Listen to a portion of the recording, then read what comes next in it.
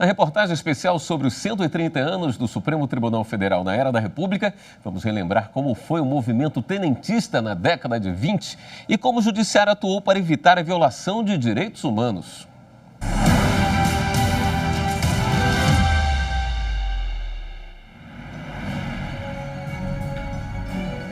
Em 1922, o Brasil recém-saído da monarquia com uma república ainda jovem e muita gente insatisfeita com o presidente do Brasil, Arthur Bernardes.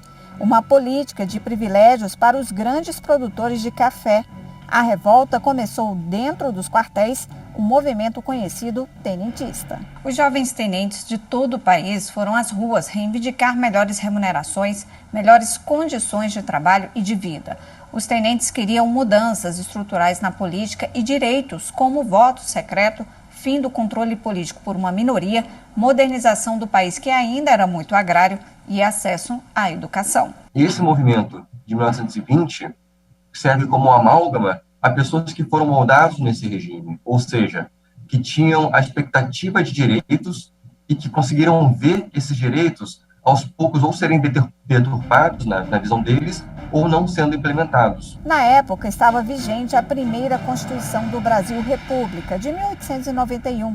A Carta dava prioridade às finanças públicas e fortalecia os estados que receberam autonomia para controlar os próprios recursos. Com a insatisfação da política de Arthur Bernardes, vários movimentos semelhantes ao tenentista surgiram em outros estados, como liderado por Carlos Prestes. O grupo dele se juntou a outro, formado em São Paulo, e ficou conhecido como Coluna Prestes.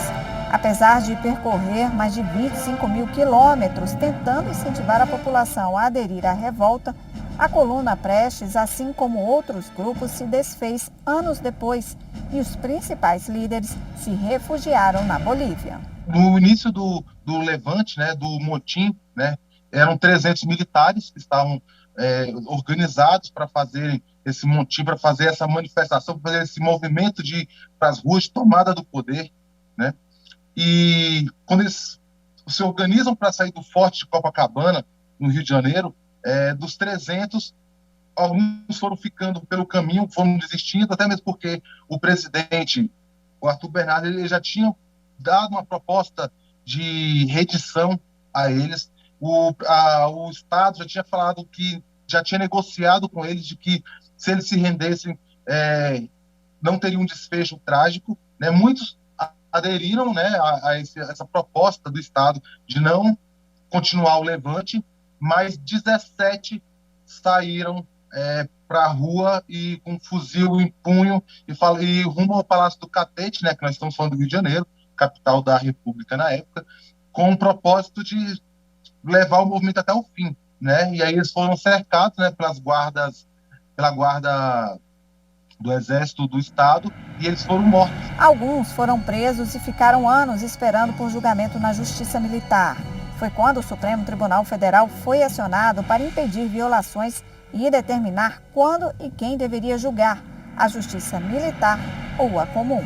Um dos argumentos que foi discutido no STF foi até que ponto uma pessoa poderia ficar presa ou detida sem ter sido detida em flagrante delito, sem informação de culpa, sem sentença condenatória transitada em julgado. A discussão era essa. Nos processos da Justiça Militar, eles tinham ficado meses presos sem informação de culpa, sem flagrante delito ou sem sentença transitada em julgado. Então, é por isso que esses habeas corpus acabaram chegando ao Supremo Tribunal Federal.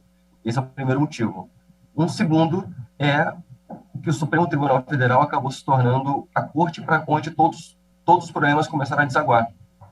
Ele, de fato, por mais que as pessoas dissessem que o Supremo Tribunal Federal não poderia se intrometer em questões políticas, o fato é que todos viam ele como um guarda-chuva, um salvaguarda. Segundo estudiosos, o movimento tenentista não conseguiu persistir devido a vários fatores, entre eles não ter um conjunto de ideias organizadas que sustentassem um programa político revolucionário. Mas a existência dele serviu para abrir os olhos da sociedade de que poderia ter mais direitos e também para o amadurecimento do judiciário brasileiro. Estudar o STF ou a Justiça Federal nesse período da Primeira República é como se fosse uma projeção de análise do período atual. Porque é o único período em que o STF, de fato, constitucional e institucionalmente, tinha a capacidade institucional de conhecer questões políticas. Hoje é um judiciário maduro, hoje é um judiciário que tem outra visibilidade, hoje as pessoas acompanham mais de perto, e quando as pessoas acompanham mais de perto, isso também provoca o judiciário ter um posicionamento mais consciente.